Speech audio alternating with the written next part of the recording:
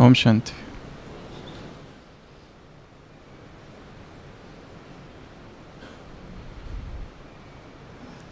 एक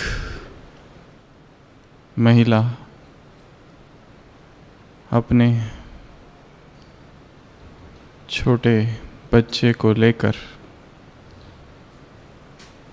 समुद्र के किनारे पर बैठी थी। समुद्र की तरंगें आ रही थी, ऊंची ऊंची वो लहरें उठ रही थी और वो दोनों बैठकर लहरों की अटखेलियाँ देख रहे थे। और तभी अचानक एक इतनी ऊंची लहर आई, एक इतनी विशाल लहर आई कि जैसे दीवार सी उनके चेहरों पर, उनके सर पर आ गई। और थोड़ी देर के बाद वो लहर चली गई।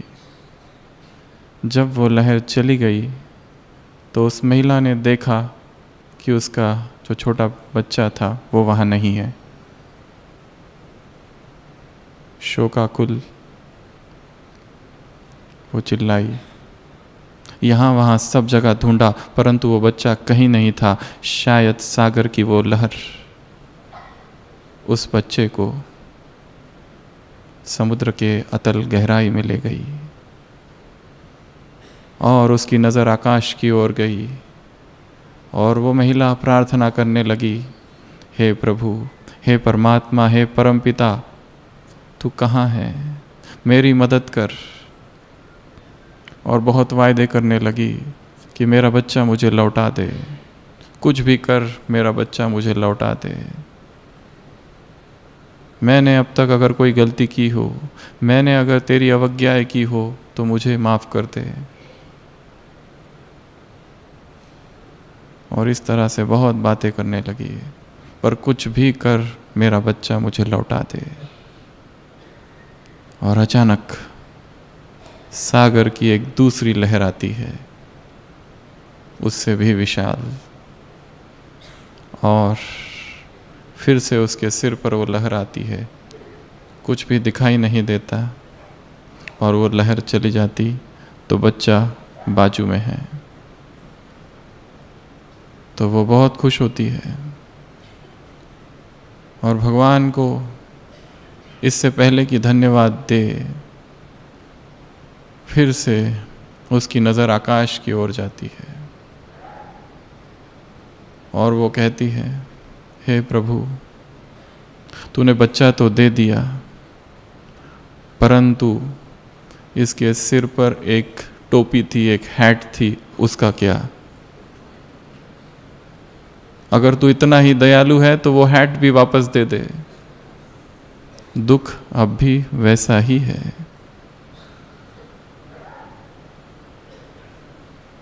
जो मिला उससे ज़्यादा जो नहीं मिला, जो नहीं है, उसकी शिकायत है।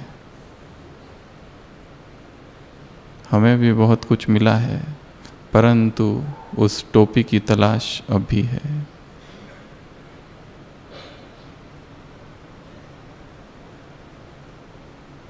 अभी अभी मुरली चली थी डायमंड हॉल में, 15 दिसंबर 2007 की। बाप सर्व खजानों के दाता है, तुम्हें सारे खजाने देने आए हैं। ज्ञान, गुण, शक्ति या संकल्प और समय का खजाना देने आए हैं, परंतु फिर भी लेने वालों ने, किसी ने कम, किसी ने ज़्यादा, सब ने अपने अपने अनुसार लिया है। और जो मिला है वो मिलकर भी कभी कभी ब्राह्मण जीवन में ऐसा क्यों लगता है कि अनमिला सा रह गया है, क्योंकि जो मिला है उसका धन्यवाद कम, और जो मिला है उसके प्रति अहोभाव कम, और जो नहीं मिला और जो नहीं दिखाई दे रहा है, और जो वो हैट जैसे कहानी में बताई, उसी का मलाल, उसी का दुख ज़्यादा है।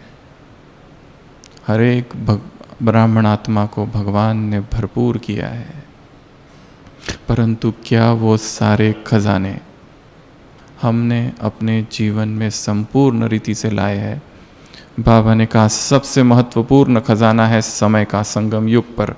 उसके विषय में बहुत सारी बातें की। सबसे पहले तो ये आधार है कल्प के प्रारब्ध का। 1 सेकंड कितना है? 1 वर्ष। अब नहीं तो कब नहीं। ये समय हीरे तुल्य है, ये जीवन हीरे तुल्य है। इसी समय पर जो बिछड़ी हुई आत्मा है वो परमात्मा प्रेम, परमात्मा प्यार, परमात्मा खजाने, परमात्मा अधिकार प्राप्त करती है। यही समय है जब जितना श्रेष्ठ बनाना चाहो स्वयं को बना सकते हो। कुमारों से मुलाकात में बाबा ने कहा था, कुमार अर्थात श्रेष्ठ कुमार, जितना स्वयं को ऊंचा उठाना चाहो उठाओ, जितना स्वयं को नीचा गिराना चाहो उतना गिरा सकते हो। और यही समय है भाग्य का। ऐसा भाग्य फिर कब ना मिलेगा। जब ऐसा भाग्य मिला और जब ऐसे खजाने मिले, उसके बाद भी जीवन में यदि शिकायत है, यदि उसके बाद भी जीवन में असंतोष, अतृप्त का भाव है, तो क्या कहेंगे? संतुष्टता की परिभाषा कभी किसी मुरली में आई थी। संतुष्टता अर्थात ये महसूस था कि मैंने क्या क्या पाया है, बजाय इसके कि क्या क्या मेरे पास नहीं है। तो बाबा ने सारे खजाने दे दिए। एक एक खजाना सूक्ष्म है, पूरा कोषागार खोल दिया है। हम क्या कर रहे हैं? हर एक स्वयं से पूछे ये प्रश्न। आज की जो साकार मुरली थी उसमें बाबा ने एक रजिस्टर का वर्णन किया है। कौन सा रजिस्टर? कैरेक्टर का रजिस्टर, चरित्र का रजिस्टर। और संसार में सबसे बड़ी पूंजी अगर कोई है तो वो है चरित्र। शब्द में ही इत्र समाया है। जितना महान चरित्र उतने ही भक्ति मार्ग में हमारे चित्रों की पूजा होगी। सब कुछ चला जाए पर चरित्र ना जाए। संसार में भी चरित्र का बड़ा गायन और बड़ा मूल्य है। क्या हम करें जो ये ब्राह्मण जीवन हमारा चरित्रवान बन जाए। और चरित्र किसी एक धारणा का नाम नहीं है, बहुत सारी चीज़ें मिलकर चरित्र बनती है। चरित्र की ढेर सारी परिभाषा है। इस क्लास में हम देखेंगे आज की संपूर्ण मुरली के आधार पर चरित्र की क्या परिभाषा है। जितना ऊंचा चरित्र होगा, जितनी ऊंची धारणाएं होगी, उतनी ही सूक्ष्म खुशी अंदर होगी, उतनी ही उन खजानों का महत्व, उन खजानों के होने की प्रतीति अंदर होगी। तो चरित्र की जब बात की जाती है तो सबसे पहली बात आती है पवित्रता की। तो आज की मुरली से हम ऐसी 7 धारणा की बातें देखेंगे। बाबा ने कहा है साकार महावाक्य सुबह की वाणी, अब वृद्धि बहुत हो गई है, अब पवित्र बनो। विलायत में प्राइज दी जाती है, वृद्धि बहुत हो चुकी है, अब पवित्र बनो। इस ब्राह्मण जीवन की सर्वश्रेष्ठ धारणा या सबसे पहली धारणा है संपूर्ण पवित्रता, संपूर्ण ब्रह्मचर्य, संपूर्ण चरित्रवान अर्थात संपूर्ण ब्रह्मचर्य की धारणा। महात्मा गांधी के जीवन में 3 प्रसंग है पवित्रता के। सबसे पहला प्रसंग जब वो 16 वर्ष के थे, पिता की तबीयत बहुत खराब थी, अभी अभी शादी महात्मा गांधी की हुई थी। अपने पिता की अनन्य भाव से सेवा करते थे, दिन रात सेवा करते थे। ऐसी सेवा जो शायद उस समय कोई नहीं करता हो, उस उम्र की बच्चे। पर उनकी शादी हो चुकी थी बचपन में ही। उन्होंने अपनी जीवन कहानी में लिखा है कि मेरे पिता की तबीयत बहुत खराब थी, रात बहुत हो चुकी थी और मैं सेवा में मगन था, पर अचानक मुझे अपनी पत्नी का ख्याल आया और सेवा किसी को हैंडओवर की और वो चले गए। उन्हें यह भी पता था कि तबीयत इतनी खराब है कि कोई भी पल अंतिम पल हो सकता है, परंतु फिर भी वासना प्रबल थी और वो अपने पत्नी के कमरे में गए। वो सोई थी, उसे देखकर उसे गुस्सा भी आया कि मैं स्वामी और वो सो रही है। और 2 मिनट के अंदर ही दरवाजे पर ठक ठक की आवाज़ हुई और पता चला पिताजी गए। उन्होंने लिखा है, मैं ये कह सकता हूँ कि मेरी अपनी माता पिता के प्रति जो भक्ति थी अगाध थी, परंतु मेरे जीवन में ये जो कलंक लगा है, I was in the grip of lust. जब मुझे काम ने घेरा और पकड़ लिया, उस पल मैं इसके लिए अपने आप को कभी भी क्षमा नहीं करूँगा। ये पहला प्रसंग। दूसरा प्रसंग, जब वो इंग्लैंड गए, वहाँ उनकी मुलाकात एक वृद्ध महिला से हुई।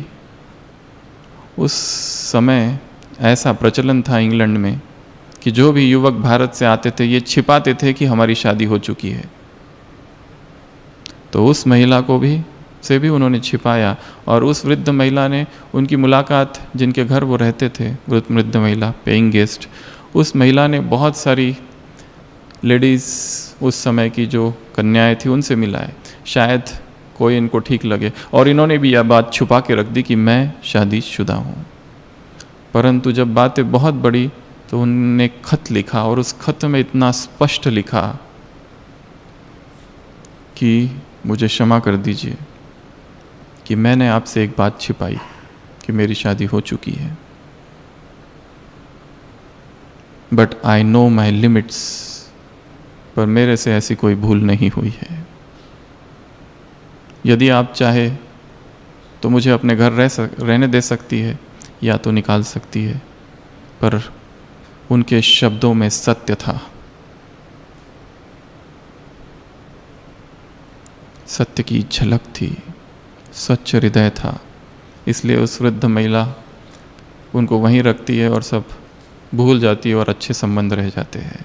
ये दूसरा प्रसंग, जहाँ उन्होंने लिखा कि मैं भी इस टेम्पटेशन में, इस प्रलोभन में आ गया कि स्वयं को ये बताऊं कि मेरी शादी नहीं हुई है, मैं कुमार हूँ,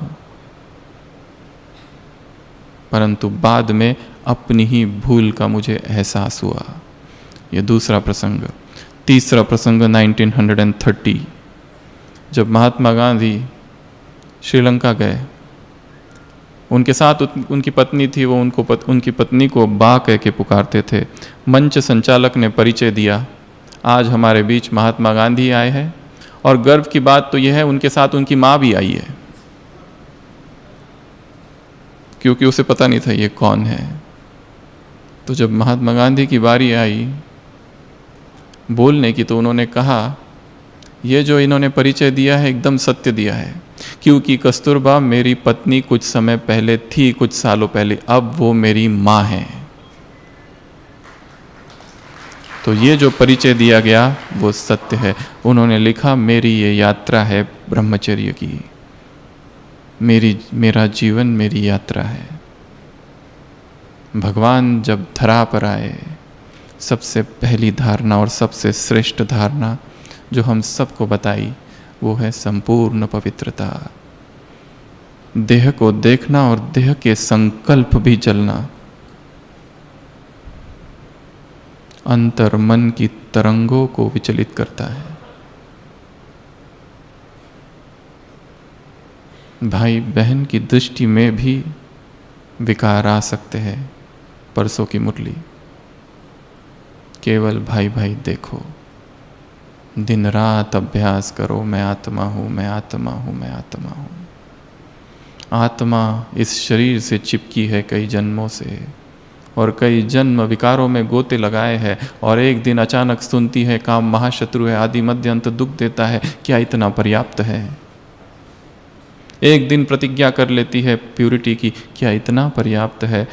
पवित्रता केवल प्रतिज्ञा से नहीं होगी, पवित्रता निरंतर साधना है, सतत प्रयत्न है। और जैसे जैसे चेतना आगे बढ़ती जाती है, पवित्रता की परिभाषा सूक्ष्म, अति सूक्ष्म होने लगती है। तो सबसे पहले रजिस्टर में ये चेक करना है, सदाचार का ये रजिस्टर है, चरित्र का ये रजिस्टर है, कैरेक्टर का ये रजिस्टर है कि आज शरीर को तो नहीं देखा, शरीर के रूप ने, शरीर के रंग ने, शरीर के आकार ने तो आकर्षित नहीं किया, शरीर है क्या? सारे विश्व को जिसने पागल कर रखा है, क्या मैं भी उन्हीं पागलों की गिनती में हूं?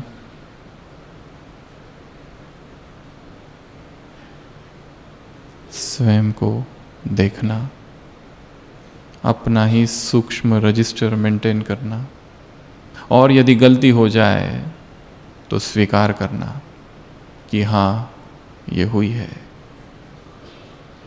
स्वीकार करते ही उसे न करने की शक्ति आ जाती है, और जो उसे चलाते रहता है और स्वीकार ही नहीं करता, वो गलती अंदर ही अंदर बढ़ती जाती है, बढ़ती जाती है, बढ़ती जाती है। एडजस्ट करते रहते हैं, है वो काम, पर मनुष्य का स्वभाव है कि उसे अलग अलग नाम देता है। जब इतनी शक्ति, इतना साहस, इतनी हिम्मत आ जाएगी कि उसको वही कहे जो वो है, तो उससे मुक्ति का मार्ग खुलेगा। तो चरित्रवान बनने के लिए सबसे पहली चीज जो चाहिए वो है अखंड ब्रह्मचर्य, संपूर्ण पवित्रता, स्वप्न तक भी पवित्र। यदि स्वप्न में कुछ विकारों की प्रवेशता है तो जरूर दिनचर्या में कहीं ना कहीं पवित्रता खंडित हुई है। इसके पहले भी हमने कभी कहा था, आज फिर बता रहे हैं कि दादी प्रकाशमणि जी ने सभी मधुबन निवासियों को बहुत समय पहले कभी कहा था कि अपनी पवित्रता की परसेंटेज लिख कर लाना। दूसरे दिन किसी को दिखाया नहीं जाएगा, केवल सच्चाई से, प्रामाणिकता से परसेंटेज लिखो।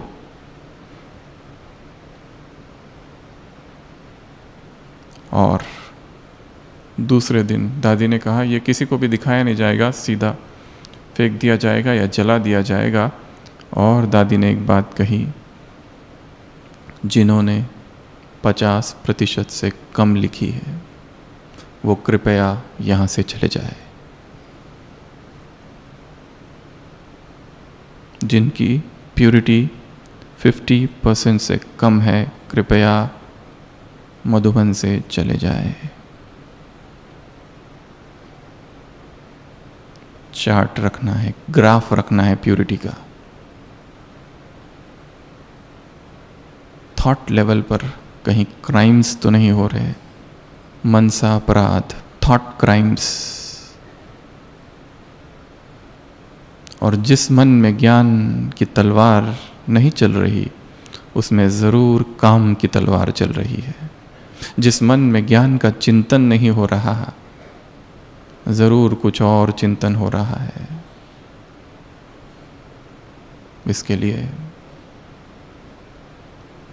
इस धारणा को फिर से मजबूत करना है, फिर से स्वयं को चेक करना है, फिर से स्वयं की चेकिंग करनी है। अगर वो नीचे जा रही है, फिर से उसे ऊपर लाना है, और वो कारण ढूंढने, वो स्टिमुलस, वो ट्रिगर। व्यक्ति जो पढ़ता है शायद भूल जाए, परंतु जो टीवी पर देखता है, वीडियो में देखता है, सीधा सबकॉन्शियस में आक्रमण होता है। ज्ञान जो सुन रहा है, मुरली जो सुन रहा है, मुरली जो पढ़ रहा है, कॉन्शियस माइंड तक है, चेतन मन तक। परंतु जो चलचित्र है वो 3D है, 2D और 3D, 3 डायमेंशन का असर सीधा अवचेतन पर होता है। जब पता चल जाए कि ये कारण है, स्टॉप करना इमीडिएटली। स्टैच्यू स्वयं को ही दंडित करना है। ये सबसे पहली बात चरित्र की।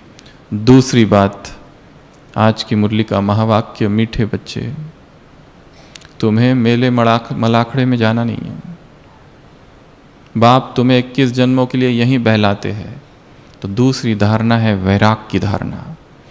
चरित्रवान के रजिस्टर में, कैरेक्टर के रजिस्टर में जो दूसरी बात चाहिए वो है सूक्ष्म वैराग। और हमारा वैराग भी धीरे धीरे सूक्ष्म होता जाए। जैसा पहले था अब वैसा ही ना रहे। अब धीरे धीरे मन हटता जाए। किसी से अधिक दोस्ती, किसी से अधिक वार्तालाप, किसी से अधिक घनिष्ठता, फैमिलियरिटी, किसी से लगाव, वो चाहे स्टूडेंट ही क्यों ना हो, या वो कोई टीचर ही क्यों ना हो, या वो कोई स्पीकर ही क्यों ना हो, कोई भी हो।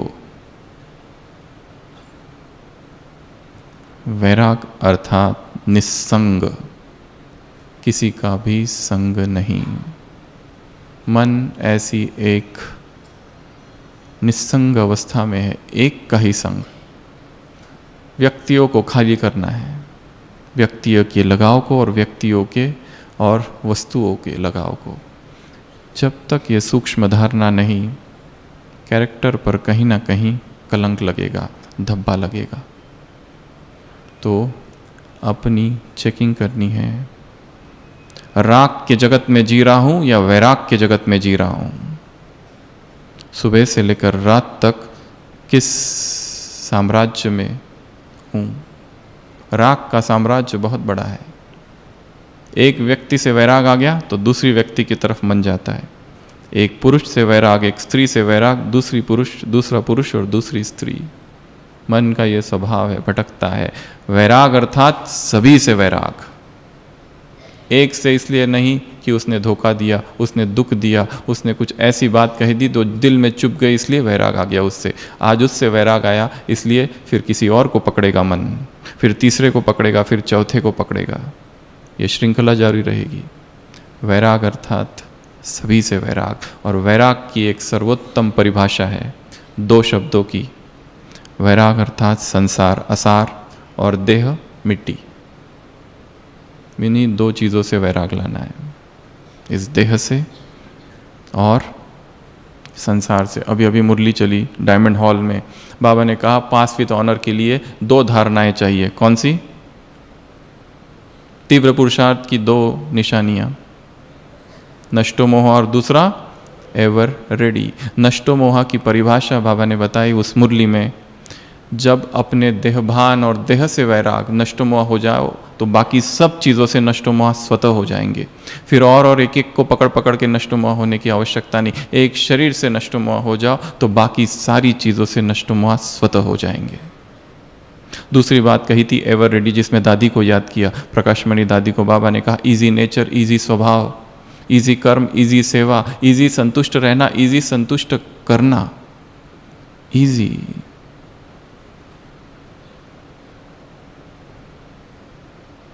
और इस ज्ञान मार्ग में जितना वैराग तीव्र होगा उतनी फास्ट प्रगति होगी। वैराग भी 3 प्रकार के हैं, मंद, मध्यम और तीव्र। हमारा कहाँ है? क्या सेवाएं करते हुए व्यस्तता में वैराग रहता है या भूल जाता है? हमने देखा है ब्राह्मणों की सुबह अमृत वेला, मॉर्निंग, मुरली तक अवस्था बहुत ऊपर है। जैसे सेवा क्षेत्र में गए, नीचे नीचे नीचे नीचे नीचे नीचे, शाम तक 5 बजे तक डाउन। और यदि नुमा शाम का योग नहीं किया तो फिर सीधा दूसरे दिन ही चार्ज होते हैं। इसके लिए ये जो 2 समय बाबा ने दिए हैं, सुबह का तो कर ही रहे, परंतु जितना महत्व अमृत वेले का है उतना ही महत्व नुमा शाम के योग का हो। बाकी सब चीज़ें छोड़कर, जिनको सेवाएं है उनकी बात अलग, वो भी उस समय योग युक्त होकर सेवाएं करे, परंतु जिनको उस समय सेवा नहीं है, सब कुछ छोड़कर डिजिटल नगरी की सारी गलियों से निकलकर इधर आ जाना है। संगठित योग में शक्ति भरेगी आत्मा में, पावर आएगी आत्मा में। तो ये दूसरी धारणा है धधकता वैराग। तीसरी धारणा प्रश्न और उत्तर आज की मुरली का। जो मददगार है उनके लिए गारंटी है कि क्या काल नहीं खाएगा, मददगार बनना है। मदद भी बहुत प्रकार की है। सबसे पहली मदद स्वयं की करनी है। स्वयं की स्थिति जो गिर चुकी है उसको फिर से उठाना। बाबा ने कभी मुरली में कहा है, जब जब श्रीमत का उल्लंघन करोगे दंड मिलेगा। कौन सा दंड? कोई धर्मराज खड़ा है डंडा लेकर, स्थिति का गिर जाना ही दंड है। अमृत वेला नींद आ जाना ही दंड है। अमृत वेला व्यर्थ चलना ही दंड है। मुरली सुनते समय कोई रुचि नहीं है, यही दंड है। मुरली सुनने के बाद उसे पढ़ने की इच्छा न होना, ये दंड है। मुरली सुनी पढ़ी परंतु चिंतन कुछ नहीं चल रहा है, ये दंड है। खुशी का गुम हो जाना ही दंड है। सेवाएं तो कर रहे पर मर मर के कर रहे, दुखी होके कर रहे, यही दंड है ब्राह्मण जीवन का। यदि हमारे साथ ये हो रहा है तो जरूर कुछ ना कुछ श्रीमत हम तोड़ रहे हैं। और स्वयं अभी दंडित, अभी भोग रहे सजा काले पानी की, अभी ही कारावास में है, दिखाई नहीं दे रहा है, पर हम कारागृह में। स्वयं को सभी कारागृहों से बाहर निकालना है।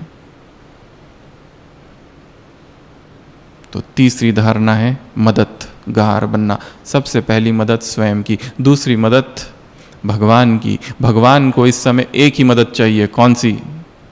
संपूर्ण पवित्रता की। बाप बच्चों से भीख मांगते हैं, पवित्र बनो, एक जन्म केवल मेरे लिए। तीसरी मदद है यज्ञ की मदद करनी है। हमारी वजह से यज्ञ का कोई भी साधन वेस्ट ना हो। पानी, इलेक्ट्रिसिटी, डीजल, पेट्रोल, पैसे, दवाइयाँ, हमारी वजह से कोई भी साधन वेस्ट ना हो। ऐसी दिनचर्या की जिसमें, ऐसी जीवन शैली की जिसमें बीमार होने की 100% संभावना है, ये यज्ञ की डिससर्विस है हमारे द्वारा। ऐसा खान पान कि जिससे हम बीमार पड़ रहे हैं और फिर दवाइयाँ लग रही है। हमारी पालना यज्ञ से है, कोई बोझ ना हो। पता नहीं क्या बना है, परंतु थाली में ले लिया और फिर छोड़ दिया, बोझ है। एक एक कणा मोहर के जैसा है यज्ञ का भोजन। एक गिलास भर चाय ले ली, आधा पिया और छोड़ दिया, बोझ। और जिस आत्मा के सिर पर जितना अधिक बोझ, वो शरीर से डिटैच नहीं हो सकेगी, अशरीरी नहीं बन सकेगी। इसके लिए ऐसा कोई काम हमें नहीं करना है कि जिससे हमारे सिर पर बोझ हो जाए। जो गृहस्थ में रहते वो ये ही समझे कि हमारी पालना भी यज्ञ से ही हो रही है। जो सैलरी, जो तनख्वाह हम कमाते, ये भी यज्ञ का ही है।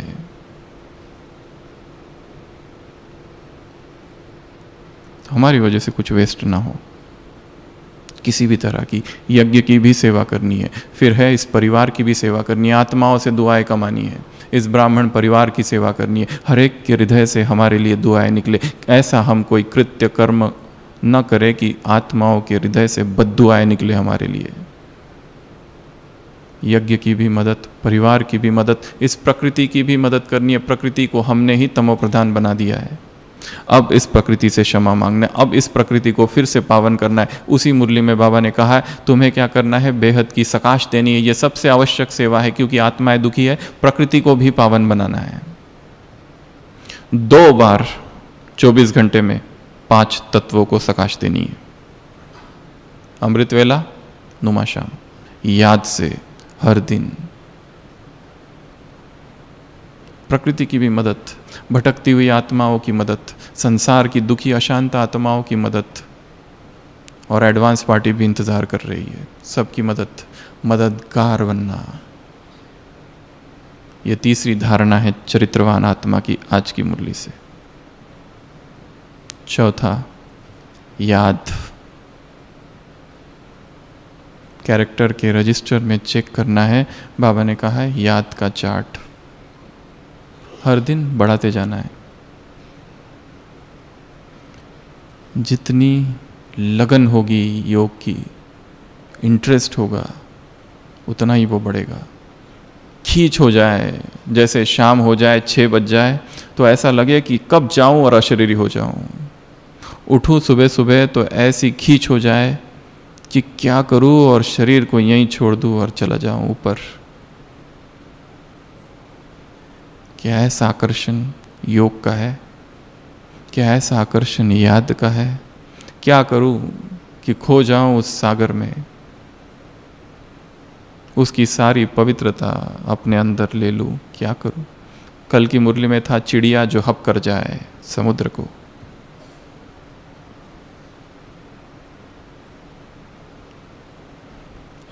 शरीर से बाहर जाना और शरीर में आना, इसकी आकर्षण। क्या करूं? कैसे चार्ट बढ़ाऊं? कैसे अमृत वेले का योग की क्वालिटी और ड्यूरेशन दोनों बढ़ानी है। और इसके पहले भी कहा था अमृत वेला शक्तिशाली या बहुत अच्छा करने की विधि सुबह जल्दी उठना नहीं है, रात को जल्दी सोना है। रात नींद और हमारे बीच जितने डिजिटल आकर्षण हैं, साधनों के आकर्षण है, उनको अलग कर देना है और जल्दी सोना है ताकि जल्दी उठ सके। और जल्दी उठना अर्थात शक्तिशाली स्थिति में हो सके, स्थित हो सके शरीर से उपराम। पिन ड्रॉप साइलेंस, वैसी खींच योग की हो, वैसी लगन योग की हो। दुख हो कि आज योग ठीक नहीं हुआ, पीड़ा हो अंदर, टीस उठे कि आज अशरीरी क्यों नहीं बन पाया। आंसू आ जाए कि आज नींद क्यों आ रही थी। एक मुस्लिम फकीर ने अपनी जीवन कहानी में लिखा है कि मैं किसी ज़माने में मेरी दुकान थी और मैं खुदा की इबादत करता था, 5 बार नमाज पढ़ता था। एक बार पता चला मोहल्ले को आग लग गई है और मेरे दुकान को भी शायद आग लग गई है। भाग कर गया तो देखा कि मेरा दुकान सुरक्षित था, बाकी सब जगह आग लगी थी। और मैंने खुदा से कहा, हे खुदा तेरा लाख लाख शुक्रिया। वो कहता है आज 30 साल हो गए इस बात को, मैं अब तक पश्चाताप कर रहा हूँ। इसका मतलब कि मेरी दुकान जल गई, बच गई और बाकी सब जल गई। क्या ये खुदा के बंदे की निशानी है? हे खुदा खता हो गई।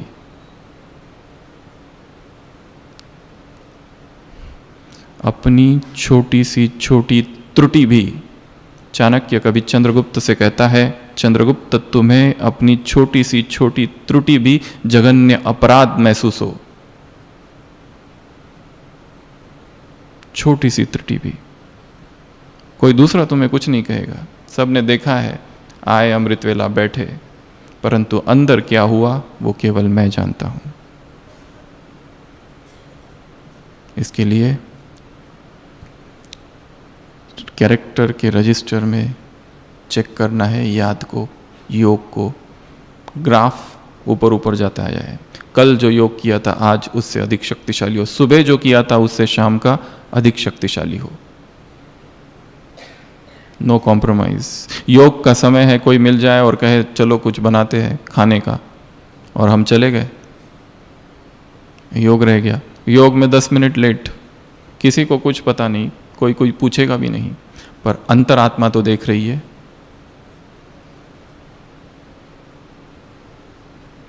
याद। उसके बाद अगली धारणा है डेड साइलेंस, जो आज की मुरली में आया सुबह। एक है स्वीट साइलेंस जो परमधाम का है, एक है डेड साइलेंस जो यहां रहते हुए साइलेंट हो जाना। एक है स्वीट साइलेंस वो है संपूर्ण मौन मुक्का, डेड साइलेंस। आगे वाक्य था, देखते हुए भी वस्तुओं को ना देखो संसार की। साइलेंस का अनुभव करना है। अभी अभी मुरली चली शांतिवन डायमंड हॉल में, बाबा ने ड्रिल कराई बीच में। क्या थी वो ड्रिल? मीठे मीठे स्वीट साइलेंस का अनुभव करो। साइलेंस का अनुभव कितना है जीवन में? सारे दिन भर सुबह से लेके रात तक शब्द शब्द शब्द, शोरगुल शोरगुल शोरगुल, आवाज आवाज आवाज। जितना अभ्यास आवाज में आने का है, क्या उतना ही अभ्यास आवाज की दुनिया से परे जाने का है? परमधाम की वो निस्तब्ध शांति, एकांत, मौन, शब्दों में निशब्द कहाँ खो ना जाए। इसके लिए अपनी दिनचर्या में ऐसा टाइम टेबल बनाना है कि कम से कम 4 घंटा हमारे मौन में बीते। और अध्यात्म में बिना मौन और एकांत के कोई उन्नति नहीं होने वाली। सारा ज्ञान सुन रखा है, सारा ज्ञान बुद्धि में है, परंतु फिर भी ज्ञान यहाँ है, प्रैक्टिकल जीवन यहाँ है। इसके बीच में गैप है, ब्रिज है, वो पूरा नहीं हो रहा है, क्योंकि मौन की कमी है, चिंतन की कमी है, गहन अध्ययन की कमी है। तो स्वीट साइलेंस, डेड साइलेंस। उसके बाद में 6वीं धारणा आज की मुरली से, अभ्यास, स्टडी, पढ़ाई। बाबा ने कहा संसार में गोरख धंधे बहुत है, यहाँ का वायुमंडल बहुत है, तुम पढ़ाई से रिफ्रेश होते हो। पढ़ाई अर्थात मुरली क्लास में जाना, मुरली क्लास में बैठना, डायरी खोलना, पॉइंट्स लिख लेना और वापस आ जाना, ये है पुरानी चाल। पढ़ाई अर्थात डूबना, पढ़ाई अर्थात विद्या धमनियों में रक्त की तरह बहे। पढ़ाई अर्थात धारणा, पढ़ाई अर्थात स्वरूप, पढ़ाई अर्थात ऐसा इंटरेस्ट, ऐसी रुचि, एक एक शब्द में, एक एक महावाक्य में जो भगवान ने बोला है, पूरी मुरली का कोई भी महावाक्य छूटे ना। मुरली एक बिना गुटली के फल की तरह है, उसमें त्यज्य कुछ भी नहीं है, छोड़ने जैसा कुछ नहीं। हम ये नहीं कह सकते ये काम का नहीं है, इसको छोड़ दो। छिलका सहित खाने की चीज है। तो मुरली का गहन चिंतन, अध्ययन, स्टडी। हम स्टूडेंट है और निरंतर सीखते रहना है, छोटे बच्चे से भी सीखना है। कुछ कहाँ से कौन सी शिक्षा मिल जाए हमें पता नहीं। एक फकीर जा रहा होता है, देखता है एक छोटा सा बच्चा भागते हुए मस्जिद की ओर जा रहा है दिया लेके। उसको थोड़ी सी खुराफात सूझती है, वो बच्चे को बुलाते और पूछते हैं कहाँ जा रहे हो? वो कहता है मस्जिद जा रहा हूँ। क्या लेके? दिया लेके। तो वो फकीर पूछता है ये जो दिया है इसमें ज्योति कहाँ से आई? वो बच्चा फूंक मारता है, दिए को बुझा देता है, कहता है वहीं से जहाँ ये चली गई। छोटा बच्चा भी बहुत कुछ सिखा देगा। और लास्ट धारणा, सोने की विधि, आज का वरदान। योगी किस तरह सोता है उस पर आधारित है उसका अमृत वेला, उसकी अगले दिन की दिनचर्या। 3 बातें मुरली में आई। सोने से पहले बुद्धि क्लियर, बाप के हवाले सब कुछ कर दो, 2, और तीसरा बाप की गोद में सो जाओ। किसी एक मुरली में 31 दिसंबर 1995 अव्यक्तवाणी इन्वर्टेड कॉमा, यदि कोई आवश्यक सेवा समाचार तुम्हें सुनाना है अपने साथी को सोने से पहले, तो कमरे से बाहर जाओ, सुनाओ और फिर आओ। बात करते करते नहीं सोना है। मोबाइल देखते देखते, टीवी देखते देखते भोजन करना और अखबार पढ़ते पढ़ते चाय पीना, ये 2 आदतें सारी मनुष्य जाति को है। सोने से पहले अच्छा हुआ बुरा हुआ जो कुछ हुआ बाबा के हवाले कर दो, स्वच्छ कर दो स्वयं को, फिर बाबा की गोद में सो जाओ। तो ही स्वप्न विकारी नहीं आएंगे। नहीं तो टीवी देखते देखते, मोबाइल देखते देखते, इंटरनेट चालू है, वीडियो देखते देखते सोशल मीडिया की मैसेजेस भेजते भेजते, संदेश यहाँ से वहाँ करते हुए सो रहे हैं। कौन सी ये स्थिति है? सोने से पहले जिनको रात में कोई इमरजेंसी नहीं है, एटलीस्ट आधा घंटा पहले mobile silent, switch off, vibrations अलग कर दो शरीर से। क्योंकि सोते समय जो अंतिम संकल्प है, उठते समय वो पहला संकल्प है, और उठते ही जो पहला संकल्प है उस पर आधारित है सारी दिनचर्या। व्यर्थ है तो व्यर्थ दिन में आएगा, पवित्र है, श्रेष्ठ है तो दिनचर्या पवित्र श्रेष्ठ रहेगी। संयम का संकल्प नहीं है, भोग का संकल्प है तो दिनचर्या में बीच बीच में भोग होगा। सेल्फ कंट्रोल, योगी अर्थात संयम, और सबसे बड़ा संयम है जिह्वा, रसनाओं पर संयम।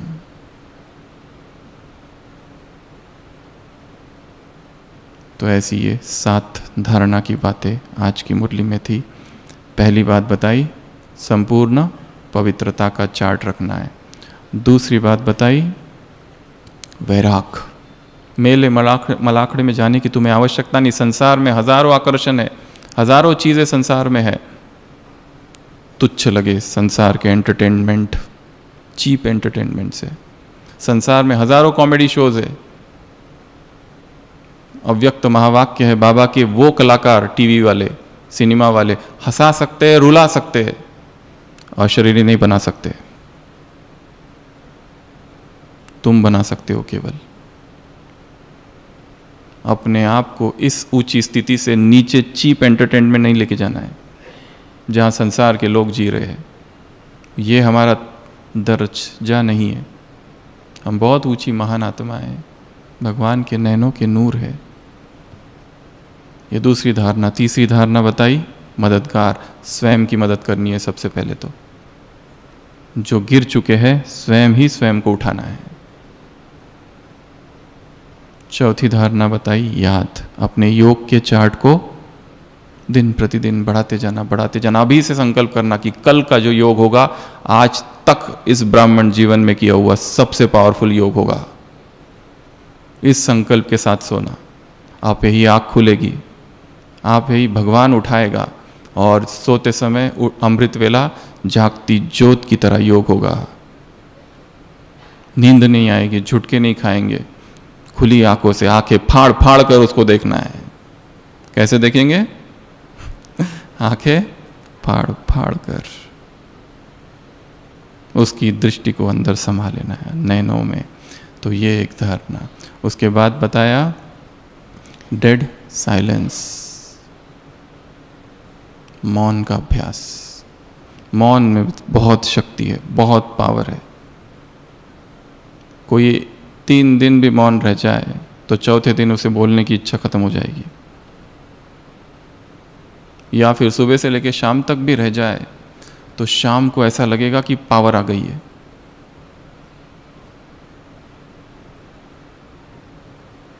फिर बताया छठवां, स्टडी, पढ़ाई।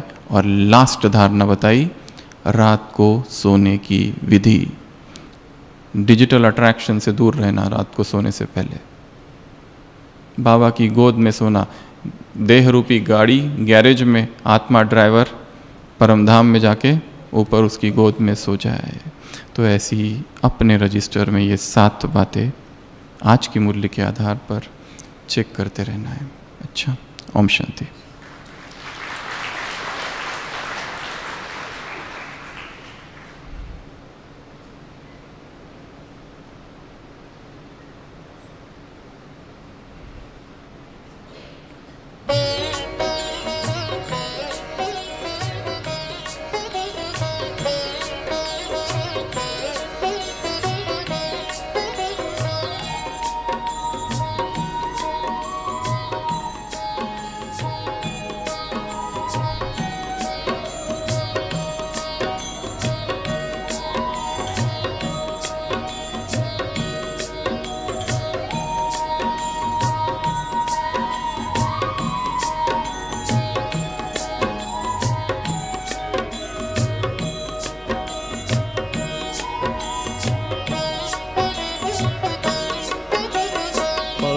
पवित्रता की राह पर, पवित्रता की राह पर हमको चलते जाना है। पवित्रता की राह पर हमको चलते जाना है। जो भी मिले राह में उस मंजिल पर पहुंचाना है।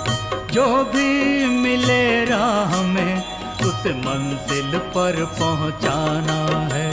पवित्रता की राह पर हमको चलते जाना है।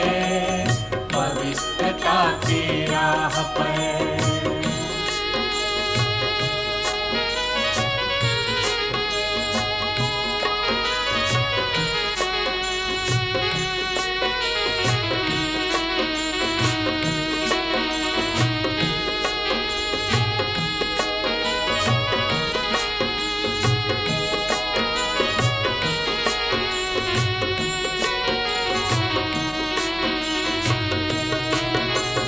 मन में हो शुद्धता, दृष्टि निर्विकारी हो।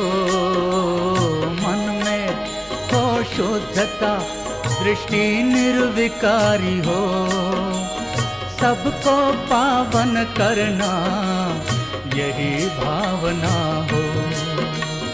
सबको पावन करना यही भावना हो। परम पिता का ये संदेश, परम पिता का ये संदेश सबको यही सुनाना है। पवित्रता की राह पर हमको चलते जाना है। पवित्रता की राह पर हमको चलते जाना है। जो भी मिले राह में उस मंजिल पर पहुंचाना है।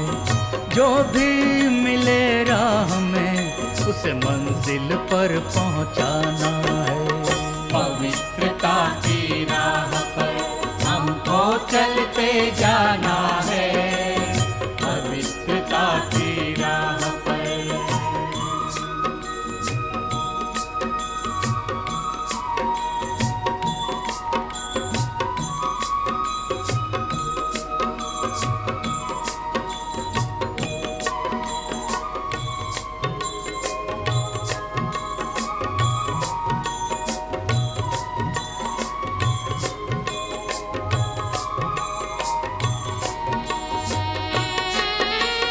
पवित्रता ही सर्व गुणों की एक अनोखी खान है।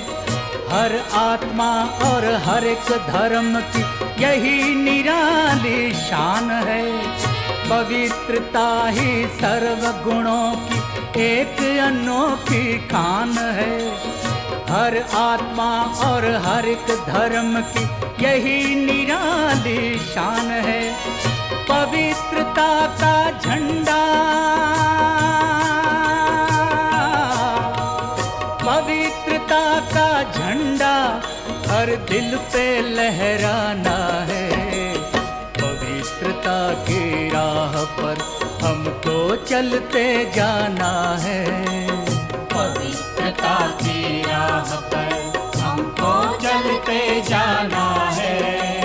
जो भी मिले राह में उस मंजिल पर पहुंचाना है। जो भी मिले राह में उस मंजिल पर पहुंचाना है।